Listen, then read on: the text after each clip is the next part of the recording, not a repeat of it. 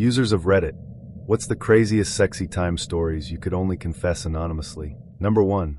I once went to a house party where a group of girls had their boyfriends tease a guy for supposedly having a small banana. Later, I found out the guy had actually lost his virginity to one of the girls doing the mocking. The teasing got so bad he left early. I followed him out, told him I was livid about how he'd been treated, and asked if he could give me a ride back to my apartment. He said yes. When we got there, I invited him in. He hesitated, but came upstairs with me. I told him I'd asked him to drive me home, because I wanted to spend time with him. He didn't believe me at first. I undressed and told him he could join me in my room or leave. He came in. We started with kissing, touching, then I helped him relax by using my mouth. I asked what position he liked. He let me choose, so I stayed on top. After he finished, I went down on him again. He didn't come the second time, but he was thankful. We got together 5 or 6 more times over the next day. Months later, I ran into him again. He had a girlfriend by then, and thanked me for helping him feel confident again. It honestly made me smile. Number 2. I'm a flight attendant, and during flights I deal with all kinds of passengers. Some flirt, some offer money, and a few ask straight up how much it would cost to meet them in the lavatory. I enjoy physical connection, sure, but I keep work and personal interests separate. Still, passengers will try to arrange meetings after landing, sneak photos, or ask for my contact info. One time, an older couple from Korea offered me $10,000 to spend a night with them. I've had moments on flights as a passenger, once with my ex, another with my partner, but never while on duty. Though sometimes just for fun, I'll go a whole flight without wearing underwear. Once, I left a pair on an empty seat in the back row, and it was hilarious watching the guy who found them look around confused. There are times I wear small accessories under my uniform, just for my own amusement. People are obsessed with the uniform. I put it on and suddenly I'm someone else in their eyes. For those curious about plain intimacy, it's cramped and awkward. The only real feasible position is standing, one person behind the other. Avoid the changing table, it'll break. If you try, have the man go in first, then the woman later. And yes, we know what you're doing.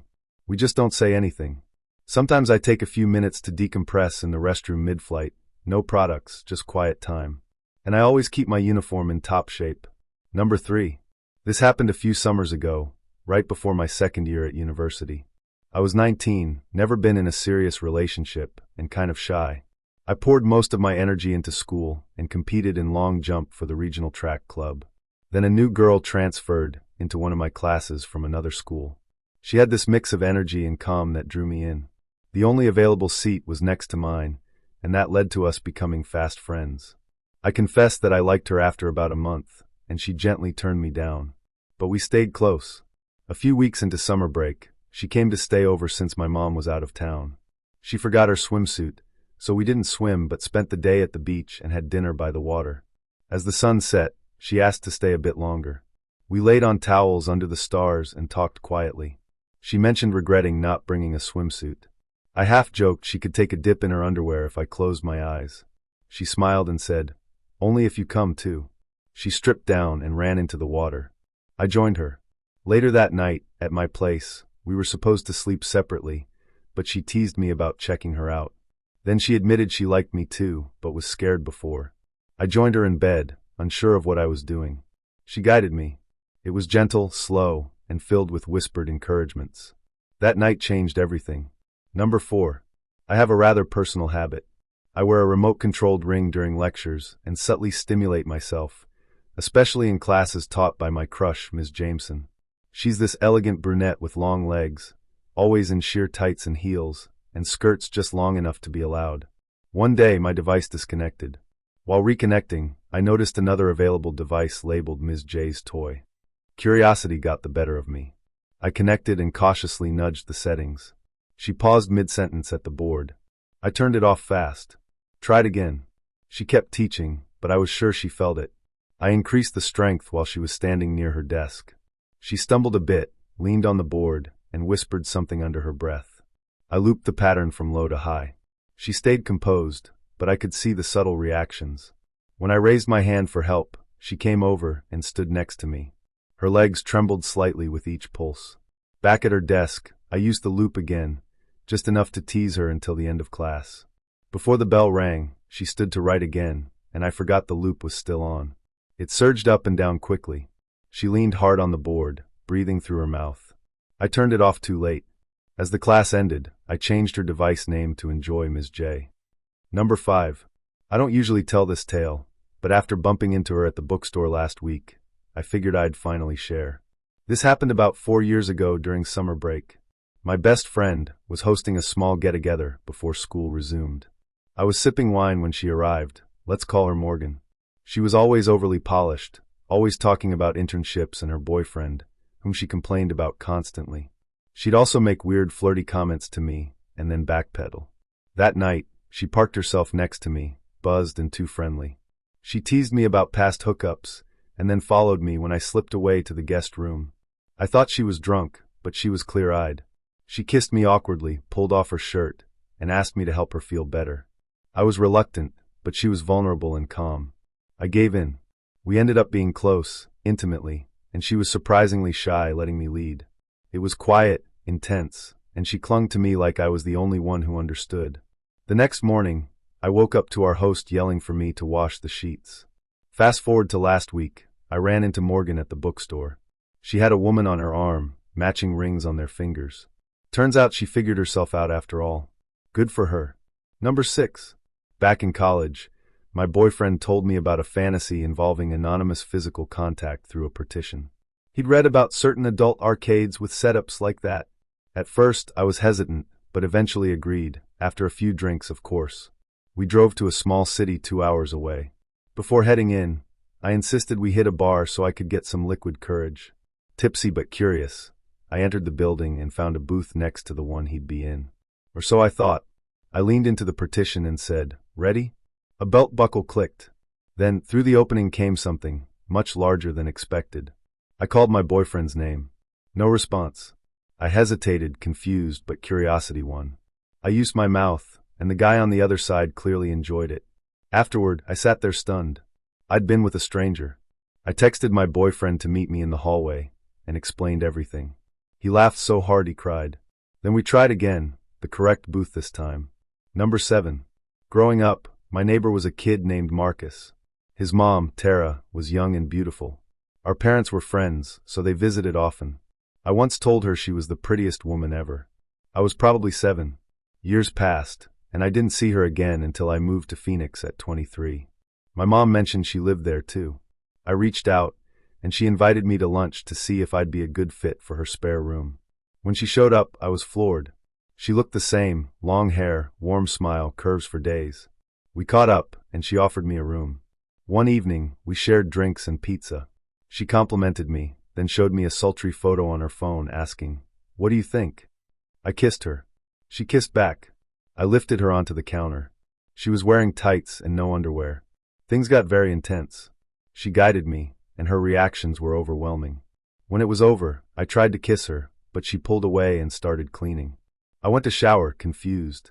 Her door was closed. I lay in bed, unsure what any of it meant. Number 8. I was always the single guy in my group. All my friends were married or engaged, while I worked 2 jobs and had a busy schedule. On the 4th of July, my buddy Jake threw a pool party. One of the couples, Ryan and Sierra, were having issues. Sierra was stunning, think curves, confidence, and that captivating presence. I overheard her joke to some friends that she might look elsewhere, if things didn't improve.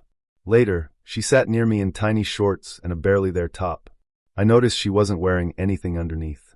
She winked. I tried to cool off in the bathroom. She followed me. Without a word, she stripped and asked if I was interested. I couldn't resist. We had a wild session in the bathroom. She was intense and vocal, but kept it quiet enough to avoid suspicion. When we were done, she hinted at a second round. As I cleaned up, Jake's wife walked in and whispered, "Your secret's safe if you return the favor later." I realized I'd gone from fifth wheel to something much more complicated. Number 9. After losing my wife in a car crash, I was raising our son alone. Then I met Layla at our neighborhood church. She was from a conservative family, but our chemistry was immediate. For months in, we were close, emotionally and physically. Before visiting her family, she decided we needed to cool off for a bit. When we arrived, everyone was lovely. Her sister, Talia, was especially friendly. That night, Layla snuck into my guest room and surprised me. But just as things were getting heated, she stopped. Would you help Talia get pregnant? She asked. Her sister and her husband had fertility issues. Layla thought I could help. Talia entered the room. Then both of them took turns teasing and building me up until Layla stepped back and Talia took over. It was surreal. We continued the arrangement in secret all weekend. Weeks later, Layla told me Talia was pregnant. Then she cut contact, asking me never to reach out again. I hadn't seen or heard from her until last week. She called, asking if my son and I would visit. I still don't know what to expect. Number 10. I live in a small city where it's common to run into people you know. One day, I reached out to a former high school teacher, Ms. Reynolds, for a reference. She gave me her personal number. We exchanged a few texts, and she complimented my coffee shop uniform photo. Her messages grew flirty. She even invited me over to help fix her laptop. When I arrived, she sat close as I worked. I tried to stay composed, but when I stood up, it was obvious I was affected. She gave me a long hug. Later, she texted that she had noticed. I was mortified. She said it was fine. The next time I came over to fix her iPad, she was dressed more casually and more revealingly. She showed me vacation photos, including some suggestive ones. I couldn't hide my reaction. She noticed, smiled, and encouraged me to relax. Things quickly escalated. Now we meet often. I started out as tech support. Now I'm something else entirely. Number 11. Earlier this year, some colleagues and I from a digital media firm planned a winter ski retreat for the more seasoned skiers at the company. I was one of the youngest employees, just 23, recently out of university, and often called the kid by the team. There aren't many men in our department, so I got my share of playful attention. Haley, a senior designer, was especially enthusiastic about my joining. She even offered me a lift. Haley was striking, toned, with fiery red hair and sharp features. Her partner, Jess, joined the ride too. Jess was equally captivating, cool demeanor, dark hair, and a sly sense of humor. We hit a detour due to an accident on the highway and ended up finding a roadside hotel. Only one room left, a king bed and a couch. They claimed the bed, but later invited me to share. That night, I lay beside them, trying to calm my nerves. As they began kissing, I could feel the tension build. Eventually, Jess pressed against me, subtly encouraging contact. Things escalated, and soon I was involved, hands exploring, soft sounds filling the room. Haley eventually turned toward me, her eyes serious and eager. She made it clear it was her turn. Number 12. A few years ago, I met someone I'll call Rachel. She had a gentle voice, curly hair, and eyes that drew you in. We became inseparable friends. One night, I confessed I had feelings for her. She thanked me but revealed she was only interested in women. It hurt, but we remained close. Rachel eventually introduced me to her girlfriend, June. June had an effortless charm, short black hair, confident, open-hearted. They were planning to start a family and eventually asked if I'd help. Not with money or legal arrangements, they wanted to conceive naturally with me. Rachel said she trusted me like no one else. We set boundaries, talked through everything. When the time came, I was with Rachel first, nervous, careful, but deeply respectful. The next evening, it was June. She was more assertive, guiding the pace. Over the next few weeks, we alternated days. One night, I asked if they'd help ease some of my tension. They responded by sharing a tender moment between themselves, inviting me to watch, then join. Eventually, both women tested positive. We hugged, cried, and now wait together for what comes next. Number 13. About 5 years ago, I was dating someone named Stephanie. Things ended badly when I found out she cheated during a music festival. After confronting her, she admitted she had accepted certain favors in exchange for substances. I walked away. Fast forward 4 years, I ran into her younger sister, Mia, at a local brewery. Mia had always been the more magnetic of the two, athletic, confident, and genuinely kind. She invited me to drive her back to her apartment to grab something. Once we got there, she pulled off her top and backed against the wall, smiling knowingly. I didn't hesitate. We kissed with urgency, the energy between us electric. We moved from one room to another, wordless and intense. No mention of Stephanie. Just raw, mutual understanding. Afterward, she pulled her shirt back on, kissed me again, and we returned to the brewery like nothing had happened. I sat with my friends, heart still racing, as Mia walked away glowing. Number 14. During a backpacking trip through Thailand with my boyfriend, we met a French couple named Luc and Amélie. We clicked instantly and traveled together for a bit. Eventually, Luc pulled my boyfriend aside, and asked if we'd be open to switching partners for a night. I was surprised but curious. Amelie was beautiful, tall, poised, and magnetic. I agreed reluctantly. That night, as Luke and I got close, I couldn't help watching my boyfriend with Amelie. Their chemistry was obvious, almost mesmerizing. Luke was sweet, but didn't quite meet the moment. Meanwhile, Amelie and my boyfriend were in perfect sync. The next day, while the guys swam, Amelie confided that she'd never connected with anyone like she had with my boyfriend. It left me both flattered and a little uncertain. Number 15. Back in grad school, I was friends with a quiet, artsy student named Joel. He lived with his cousin Danica, who was known for being effortlessly cool and stunning. One night, after a small get-together, Joel passed out early, and I was left chatting with Danica. She asked me if I thought she was attractive. I said yes.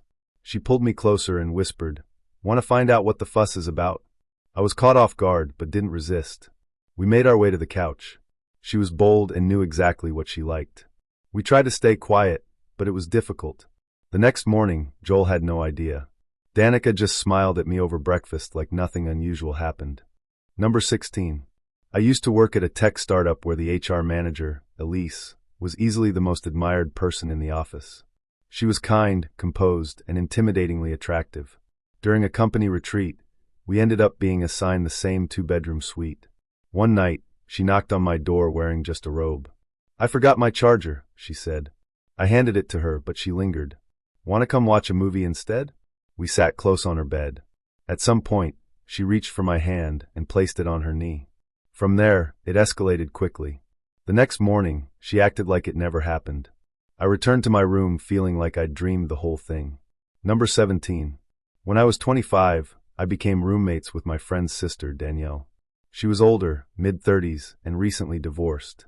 I never expected anything, but one night, while watching movies, she asked if I'd ever been with someone older. I said no. She scooted closer. "Want to find out what it's like?" We didn't even move to the bedroom. Right there on the sofa, she undressed me and took control. It was both gentle and commanding. The next day, she left a note on the counter. "Thanks for the company. Let's talk later." Number 18. A friend of mine, Alex, once invited me to a private art show hosted at his cousin's loft. That's where I met Zoe, the artist. She had short red hair, tattoos, and a spark that pulled you in. We talked for hours. Eventually, she invited me to see her private collection in the back room. It wasn't subtle. The moment we closed the door, she pushed me against it and kissed me. The room smelled like paint and incense. We found a couch, and things got heated fast. She was creative in every sense of the word. I left the show with paint on my shirt and a memory I'd carry for years.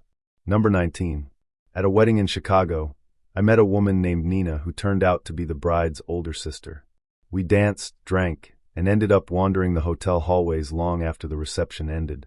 She asked if I wanted to see the suite she got upgraded to. We stepped inside, and she poured champagne. "You know, I've always hated weddings," she said. "Too much pressure." I replied that I liked them for the open bars. She laughed, then kissed me. The next morning she was gone, but she left a napkin with her number and the words, "Best part of the night." Number 20. When I was 24, I joined a community improv group to break out of my shell. One of the group's leaders, Maya, was in her early 30s, funny, intense, and impossible not to notice. After a show one night, we grabbed drinks. She offered me a ride home, and in the car she asked, "Do you always play the shy guy that well?" I laughed awkwardly. She pulled over, leaned in, and kissed me. We ended up in her place, where she told me to improvise something bold. We spent the night exploring a very different kind of scene. In the morning, she smirked and said, "Your timing's not bad." Number 21. A few years ago, during a summer internship in Boston, I stayed in a shared apartment with two other interns. One of them, Candace, was quiet, very focused on her law school prep. But after a few late-night chats, we started opening up to each other. One night, after binge-watching a crime docuseries, she asked if I'd ever thought about what it would feel like to be completely submissive to someone. I was surprised by the question, but intrigued. She told me she liked to be in control, and had never had someone trust her enough to let go. I didn't know what to say, but she leaned in and whispered, "Do you trust me?" That night, she guided every moment. It was deliberate, slow, and intense. She didn't rush a thing. At the end, she kissed my forehead and whispered, "You did well." It wasn't a relationship, but it was a moment I still think about. Number 22. In my final year of college, I had an elective creative writing class taught by a part-time instructor named Mr. Vance. He was in his early 40s, with a rugged look and a deep voice that made everyone pay attention. One evening, after staying late to get feedback on a short story, we ended up talking about everything: life, regrets, the power of words. He shared a poem he'd written that was clearly very personal. I told him it moved me and thanked him. He looked at me for a second too long and finally asked, "Would it be inappropriate if I kissed you?" I said no. What followed was hours of slow, passionate exploration. He was patient, articulate, and attentive. The next week, he resigned from the university. We never spoke again. But I still have the poem. Number 23. I once worked at a boutique hotel during winter break. One night, a guest named Elise checked in alone, mid-30s, sharp dresser, and clearly used to luxury. I helped carry her bags, and she thanked me with a long look. Later, I saw her in the lounge sipping wine near the fireplace. She waved me over. "I'm bored," she said. "Got anything fun to do around here?" I made a joke, and she laughed, then asked if I wanted to see her suite. I followed. The room smelled like vanilla and cedar. She turned on soft music and poured more wine. "You can sit," she said, patting the bed. The next few hours were unlike anything I'd experienced. She was confident, sensual, and exploratory. As I left, she handed me a $100 tip and said, "You're a very good host."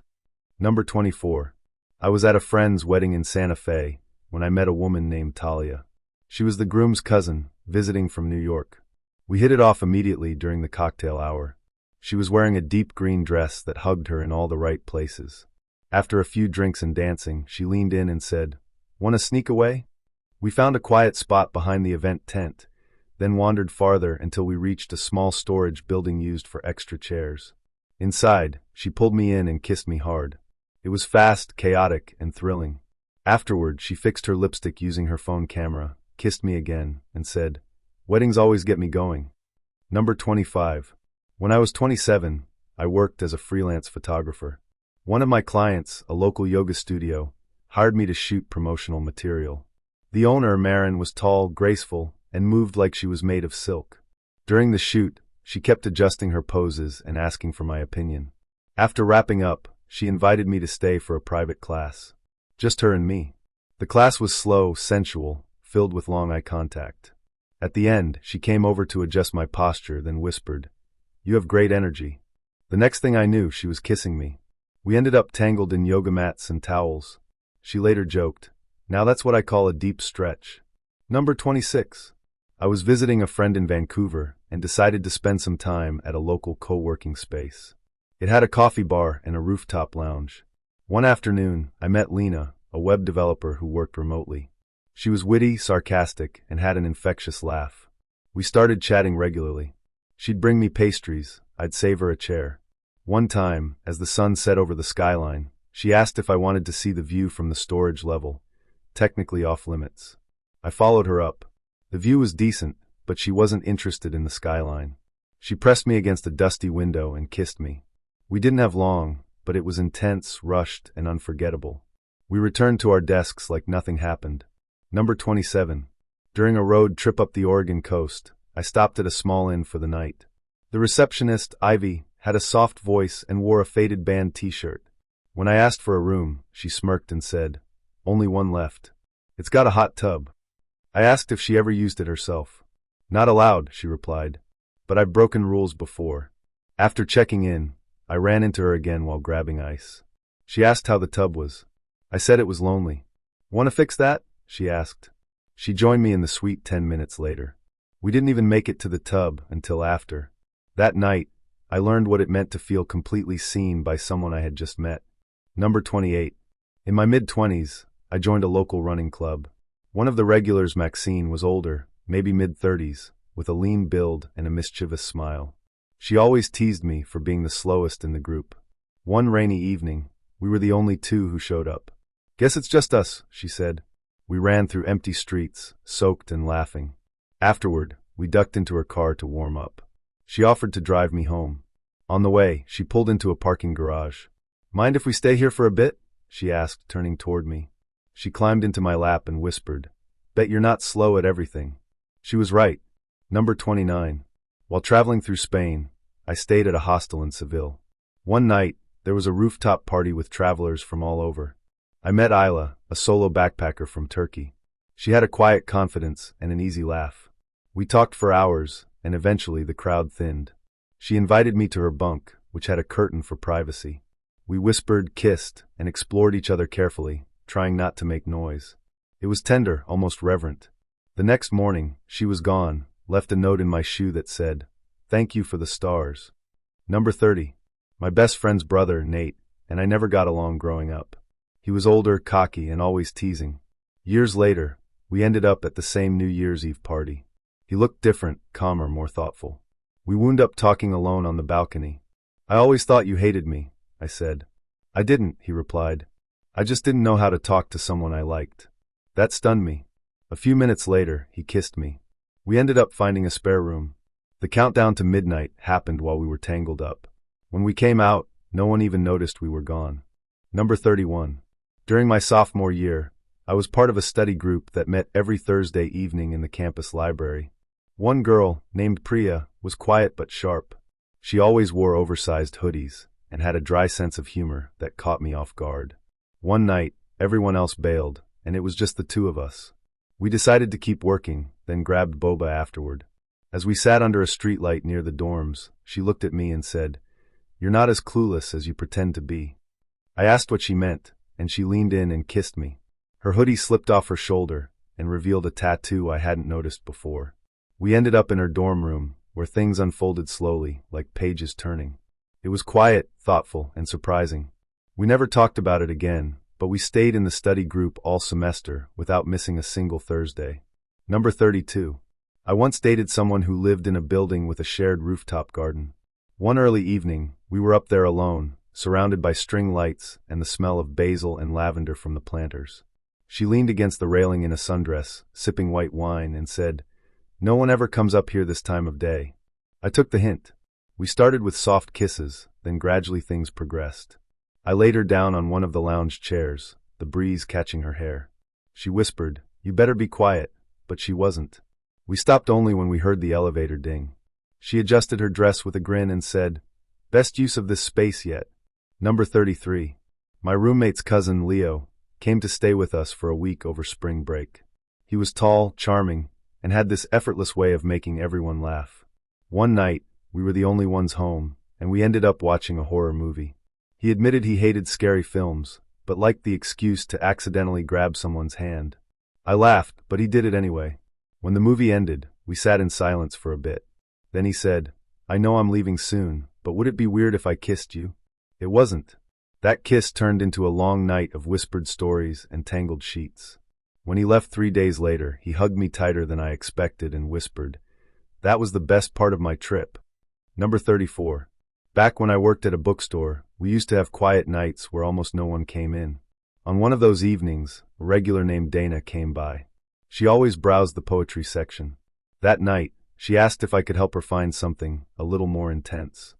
I showed her a collection of Rilke, and she smiled, saying, "You always know what I need." She lingered by the counter long after everyone else had left. Then she leaned over and kissed me, gently but with purpose. I locked up early. We moved to the stockroom, where we were surrounded by boxes and paperbacks. She pulled my name tag off and said, "Let's pretend we're strangers in a story." We did. Number 35. I used to bartend at a jazz lounge downtown. One night, a woman named Elena came in alone and requested a Negroni. She sat at the far end of the bar reading a novel. Every time I glanced over, she was already looking at me. Eventually, she closed her book and said, "You look like you need a break." I laughed, but she was serious. "Come out back when you clock out," she said. I did. She was waiting near the alley, leaning against the wall, smoke curling from her lips. We didn't say much, just a kiss that led to more. She was composed, deliberate, and left me breathless. The next night, she came back and ordered a different drink. "Let's try something new," she said. Number 36. During finals week, I stayed late in the campus art building to finish a project. There was another student there, Sienna, working on a large oil painting. We didn't talk much, but the air between us always felt charged. One evening, I finally asked her about her painting, and she told me it was about unspoken things. Then she looked at me and said, "Like the tension between us." I didn't know what to say. She walked over, dipped her fingers in paint, and touched my cheek. Now you're part of it. We kissed in the middle of the studio, surrounded by canvases and turpentine. Her hands left streaks of color across my skin. We didn't clean up until morning. Number 37. I had a summer job at a vineyard in Northern California. The owner's daughter, Isla, had just come back from studying abroad. She was quick-witted, bold, and always wore oversized sunglasses. One night after bottling, she invited me to have a glass with her near the edge of the property. We sat on a blanket, watching the sun dip behind the hills. She said, "I've always wanted to do something reckless in the middle of the vines." I asked what she had in mind. She didn't answer, just climbed into my lap and whispered, "Don't spill the wine." We were careful, but not too careful.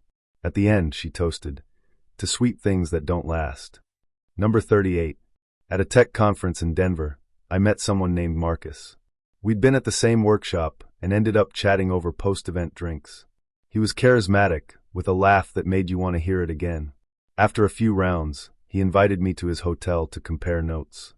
Once inside, he showed me his presentation slides, then asked if I'd ever kissed someone from a rival startup. I said no. He said, "Let's fix that." We ended up tangled in hotel sheets, half-dressed and out of breath. In the morning, he wrote his number on the complimentary notepad and added, "Call me if you ever want to merge." Number 39. When I was 21, I went to a music festival with friends. We camped out in a field near the main stage. One night, after the headliner, I wandered off to clear my head. I stumbled upon another camper, a woman named B, sitting by a lantern, strumming a guitar.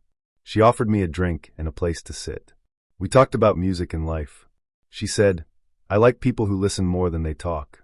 Then she kissed me, slow like a melody. We made love under the stars, surrounded by sleeping strangers and the faint sound of distant drums. In the morning, I woke up alone, but she'd left a flower in my shoes. Number 40. I once dated someone who worked nights at a 24-hour diner. Her name was Jules. On her breaks, she'd come sit in my car, and we'd talk about everything, dreams, fears, what we'd do if we had a weekend off. One night, she slid into the passenger seat and said, "I need a favor." I asked what kind. She kissed me and whispered, "Make me forget this place for an hour." We reclined the seats. She climbed over, and we moved in unison, careful but desperate. The windows fogged. Her name badge clattered against the dashboard. As she got out, she smiled and said, "Thanks for the escape."